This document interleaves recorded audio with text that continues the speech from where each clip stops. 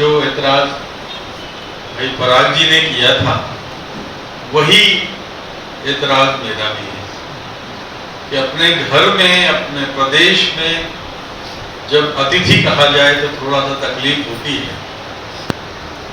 आप में से कम लोग ये जानते होंगे कि इसी शहर में रहते हुए, इसी प्रदेश में रहते हुए, जयपुर में रहते हुए मैंने कई बरस बिताए हैं।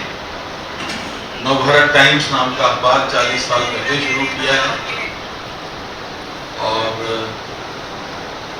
टेलीविजन के नाते, टीवी पत्रकारिता के नाते आप लोग मुझे जानते हैं। उस टीवी पत्रकारिता की शुरुआत भी राजस्थान से हुई। जयपुर में जब दूरदर्शन शुरू हुआ था तो जो शुरुआत में 2-3 लोग खबरें पढ़ा करते थे उस समय, मेरा ख्याल है कि ये 87-88 की बात है, खाली होगा तो उस समय। और तीसरा जो है कि इसी प्रदेश में रहते हुए मैं चौपाया बना था, मेरी गृहस्थी बसी थी। तो जहां इस तरह काम किया हो डूब के और चप्पा चप्पा यहाँ का घूमा हो, चाहे ढूंढाड़ का एरिया हो, हड़ौती का हो, मारवाड़ का हो, मेवाड़ का हो, कहीं का भी हो, मैं लगभग शायद ही कोई बड़ा कस्बा होगा जो मैंने छूटा। तो पराग जी, मैं भी आपके साथ, मैं भी शिकायत दर्ज करा रहा हूँ।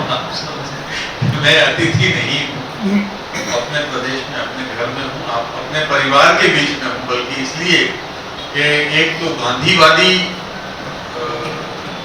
बचपन से मेरे ख्यालों में है। गांधी मेरे खानदान की वजह से, मेरे परिवार की वजह से, मेरे अध्ययन की वजह से, या जो भी आप कहें, गांधी तो है इस देश के हर आदमी में धड़कता है। और ये स्थान, जैसा कि अभी बताया अग्रवाल जी ने, ये वो स्थान है जहाँ शराब नहीं मिलती, जहाँ गुटखा नहीं खाया जाता, जहाँ कोई इस तरह की नशे वाली बात नहीं होती। इसका मतलब इस परिसर में भी गांधी मौजूद है। तो मैं इसलिए जो अपनी बात रखते हुए मुझे सचमुच में बड़ा अच्छा लग रहा है और इसके लिए मैं सबसे पहले धन्यवाद देना चाहता हूँ भाई पराग जी को। उन्होंने आपसे मुझे जोड़ने की एक जो पहल की है। आज हम लोग भोपाल में बड़े पैमाने पर, आज जो कि लोकनायक का जन्मदिन है, वो कार्यक्रम कर रहे थे और वो कार्यक्रम हो रहा है, इस वक्त चल रहा है। लेकिन मुझे लगा कि मैंने कहा ना कि मायके को क्यों छोड़। तो ये है आदरणीय त्रिपाठी जी और अग्रवाल जी को मैं सुरेश अग्रवाल जी, लाल बिहारी जी, हमारी बहन कालिंद यहाँ बैठी है। कम लोग आप लोगों में से जानते होंगे कि कालिंद एक जमाने में नवभारत टाइम्स में मेरे साथ काम कर चुकी हैं और इसलिए वो पुरानी पत्रकार हैं और खाँटी पत्रकार। मैं नहीं जानता कि शिक्षा विभाग जैसे जिम्मेदारी भरे अमले में वो कैसा काम कर रही हैं, लेकिन उनकी जो हाकड़ पत्रकारिता है वो यहाँ आड़े तो नहीं आ रही, ईश्वर करे ना आड़े आती हो।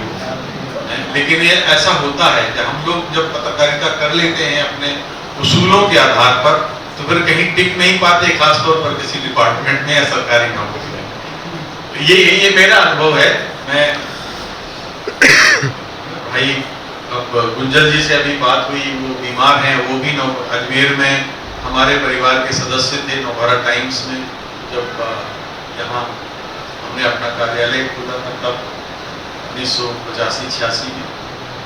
लेकिन उनकी तबीयत ठीक नहीं है, वो नहीं आ पाए, इसलिए उनके बगैर ही मैं बात शुरू कर सकता हूँ। गांधी की पत्रकारिता दरअसल समझने के लिए और आज के दौर के मामले में जानने के लिए मुझे लगता है कि कुछ संदर्भों को दूसरे संदर्भों को टटोलना पड़ेगा, खंगालना पड़ेगा। क्योंकि आज जो पत्रकारिता का जमाना है वो दरअसल बड़ा तकलीफ दे। इसी 8 अक्टूबर को मैंने अपनी जिंदगी की पत्रकारिता के 50 साल पूरे किए। अभी मतलब आज 3 दिन पहले, और हम लोगों ने इस दौरान, या आप यूं कहें कि मेरी नियति ने मुझे भरपूर रेडियो पत्रकारिता करने का मौका दिया है, भरपूर प्रिंट यानी अखबारों के साथ काम करने का मौका दिया है, और भरपूर टेलीविजन में काम करने का मौका दिया है, और इधर 5 वर्षों से अपने डिजिटल पत्रकारिता कर रहा हूं। एक हमारा पोर्टल है जो संसार में कई देशों में पढ़ा जाता है, newsviews.com। उसमें हम गांधी के बारे में बहुत कुछ लिखते हैं, बात करते हैं, वो अंग्रेजी में, हिंदी में, गुजराती में और संस्कृत में। तो मैं ये कह सकता हूं कि आज जो स्थितियां हमारे सामने हैं वो निश्चित रूप से हमारे आज के पत्रकारों के लिए चुनौती भरी है। हमने स्वर्ण काल देखा है, प्रिंट का भी, टेलीविजन का भी। तकलीफ ये हो रही है, अब जो नए जर्नलिस्ट आ रहे हैं और जो आज जो पत्रकारिता का रूप उन्हें देखने को मिल रहा है, वो समझते हैं कि शायद यही असल पत्रकारिता, ये नहीं, छत नहीं। और मैं जहां भी, या सुरेंद्र प्रताप सिंह या डॉक्टर धर्मवीर भारती, रघुवीर सहाय, ऐसे लोग थे, हम लोगों को उन्होंने दिया, और हम अगर अपनी आने वाली पीढ़ी को अगर ये बातें नहीं दे पाएंगे तो शायद अपने को कभी हम माफ नहीं कर पाएंगे। आज क्यों ये ऐसी स्थिति बनी है? आपको याद होगा, सब लोग 20-25 साल पहले अपने घरों में, बच्चे बुजुर्ग लोग काफी हैं हमारे साथी, कि 20-25 साल पहले या 20 साल पहले हम कहते थे कि बेटा अपने बच्चों से कि बेटा ये एंटरटेनमेंट चैनल्स छोड़ के न्यूज चैनल देखो। आज हम कहते हैं कि न्यूज चैनल छोड़ के सब कुछ देखो। ये होता है या नहीं? यानी हमारे जो न्यूज चैनल है वो क्या परोस रहे हैं? क्या वो इतनी जिम्मेदारी दिखा रहे हैं कि वो समाज के हर वर्ग के लिए उपयोगी पत्रकारिता कहलाए? शायद नहीं। और इसलिए आज की पत्रकारिता को लेकर शंका पैदा होती है। हमारे एक मित्र हैं, सहारनपुर के हैं, डॉक्टर सिंघल उनका नाम है, और उन्होंने 4 पंक्तियां लिखी थी आज की पत्रकारिता को लेकर, मैं आपके सामने रखता हूं। उन्होंने लिखा था कि है व्यवस्था से बहुत गुस्सा भी वो, और कर लेता है समझौता भी, जिंदगी की दौड़ में भी है शरीक, और कई मोड़ों पे है ठहरा भी। गैर तो लगता नहीं वो आज भी, गैर तो लगता नहीं वो आज भी, हाँ मगर लगता नहीं अपना भी। तो आज की पत्रकारिता के सामने इसीलिए तो चुनौती खड़ी हुई है कि सबसे बड़ी हमने अपनी खो दी है, जो साख होती है, जो प्रतिष्ठा है वो हमने खो दी। राजेंद्र माथुर कहा करते थे, जो आजादी के बाद के भारत के सबसे महान संपादक हैं, अब नहीं रहे, लेकिन वो कहते थे कि यश की पूंजी कंडक्टर के पीछे पीछे भागते हैं 500 रुपए का नोट लेके। होता है या नहीं होता है? थोड़ा सा मुझे मदद कीजिए, अगर ऐसा नहीं होता है तो भी बताइए, और अगर होता है तो भी बताइए। ऐसा होता है, हम सब करते हैं, तो हम फिर निष्पक्ष पत्रकार कहां से बनेंगे?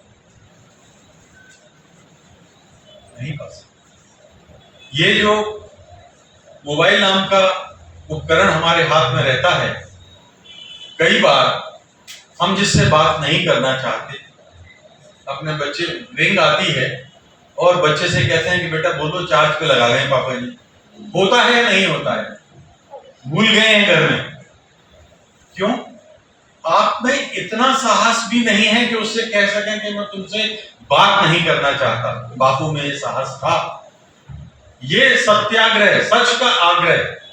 सारी दुनिया कहती थी कि ईश्वर सत्य है, बापू अकेला ऐसा आदमी था जो कहता था सत्य ही ईश्वर। सत्य जिसके साथ है उसको कहीं झुकने की आवश्यकता नहीं है। लेकिन हमारे समाज में, आज का जो समाज है, उसमें सत्य कहने का साहस नहीं है। हम सच से डरने लगे। हम करप्शन पसंद करते हैं, लेकिन हम चाहते हैं कि सरकार भ्रष्टाचार मिटा दे। कैसे संभव? हम खुद करते हैं, आचरण में करप्शन करते हैं। हम पैसे की छोड़ ही दीजिए, पैसे की बहुत उदाहरण है उसके, और बहुत सारे उदाहरण बताऊंगा आपको। अदम गोंडवी की एक पंक्ति सुनाता हूं।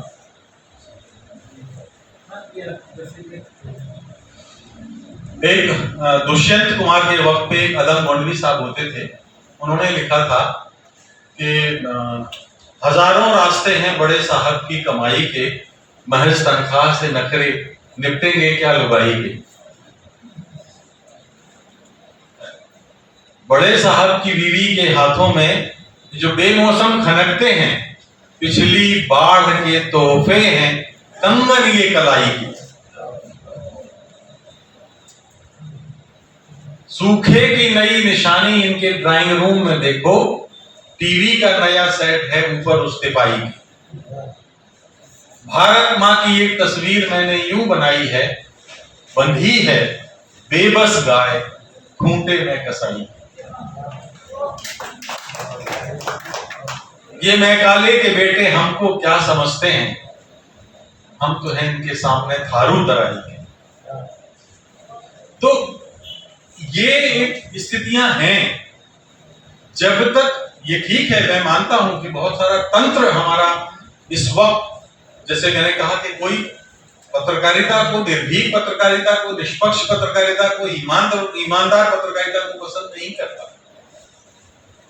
गांधी के समय पूरा करोड़ों लोग, आप देखिए उस समय ना इंटरनेट था, ना मोबाइल था, ना व्हाट्सएप था, ना यूट्यूब था, ना फेसबुक था, ना बसें चलती थी, ना हवाई जहाज होते थे, ना तार इस तरह से होते थे।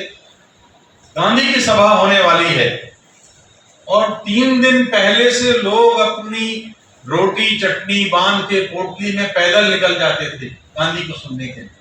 करोड़ों लोग पहुंचते थे। आप कभी प्रेमचंद की जो पत्नी है शिवरानी देवी, उनका लिखा हुआ पढ़िए। वो गांधी की रैली में गई, गिरफ्तार भी हुई, महिलाओं को लेकर के गई। उन्होंने बड़ा सजीव चित्रण किया है कि गांधी की रैली कैसे होती। तो बिना संदेशों के और करोड़ों लोगों तक वो बात पहुंचाने वाला जादुई चमत्कारी पुरुष था। और अंतिम बात मैं कह के अपनी बात समाप्त करूंगा कि गांधी नहीं आया था, ये देश गुलाम था। गुलामी के पहले क्या थी? उस समय भी गुलामी थी। किसी भी राजा के राज में, नवाब के राज में, बादशाह के राज में या वाइसरॉय के राज में क्या होता है? आपका अपना कुछ नहीं होता, आप कुछ नहीं कर सकते, आपको सोचने की कोई आजादी नहीं होती। गांधी वो संविधान देके गया है जिस संविधान को दुनिया का सर्वश्रेष्ठ संविधान कहा जाता है। आप कहेंगे संविधान तो 1950 में लागू हुआ, वो तो 48 में चला गया। आज जो हमारा संविधान है, आप पढ़िएगा, गांधी के नसीहतें, गांधी के सिद्धांत, उसको हर पन्ने पर आपको नजर आएंगे।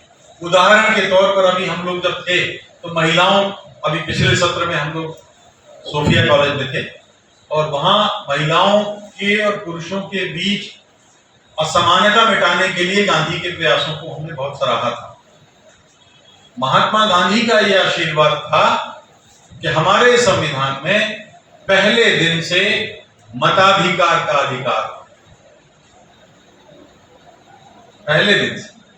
अमेरिका में जो सबसे बड़ा पढ़ा लिखा और भद्र समुदाय माना जाता है, वहां महिलाओं को मताधिकार के लिए 100 साल से ज्यादा संघर्ष करना पड़ा। अश्वेतों को मताधिकार के लिए 80 बरस संघर्ष करना पड़ा। तो हमारे यहाँ तो पहले दिन से हमें देखे गया था।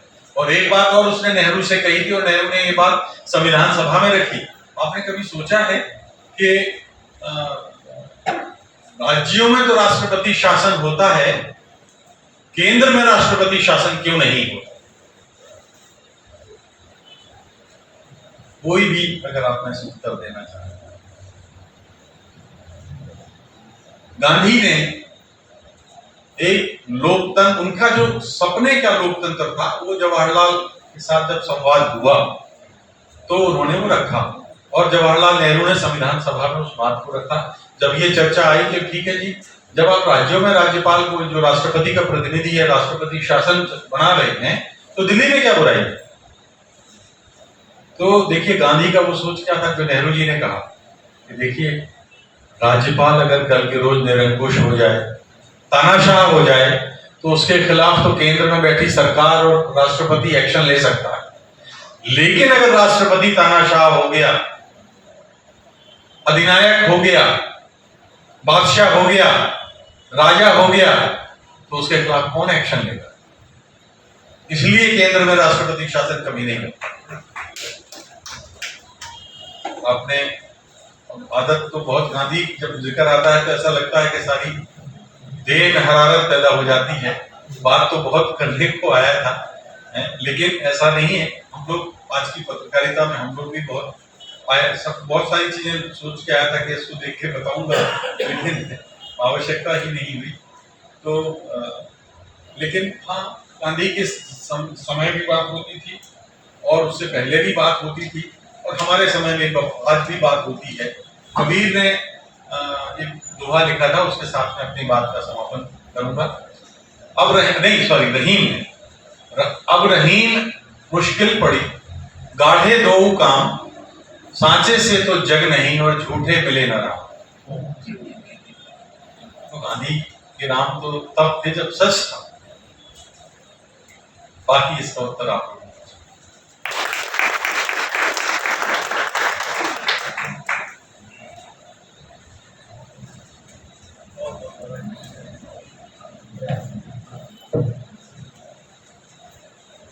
बहुत बहुत बधाई राजेश जी इस सुंदर व्याख्यान के लिए। और एक तो चूंकि प्रेस क्लब का वातावरण है, एक चुनौती तो पत्रकारों के लिए आपने और सामने से सीधे सीधे रख दी कि आज का दौर कठिन है, लेकिन उतना कठिन नहीं है जितना गांधी के समय में था। आज का पत्रकार कहीं ज्यादा दब चुका है, और जितना गांधी के होते हुए उसमें पत्रकार, या ना पत्रकार गांधी, ना उस दौर के पत्रकार कभी।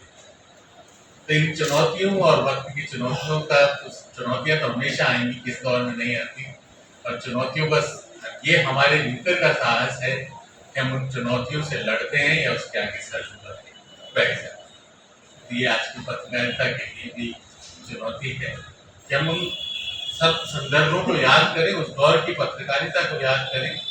और गणेश शंकर विद्यार्थी से लेकर इतनी बड़ी समृद्ध परंपरा है, और कैसे लोग अंग्रेजों से लड़ते हुए और उनके खिलाफ अपनी बात रखने का साहस रखते थे, वो आज भी रखा जा सकता है।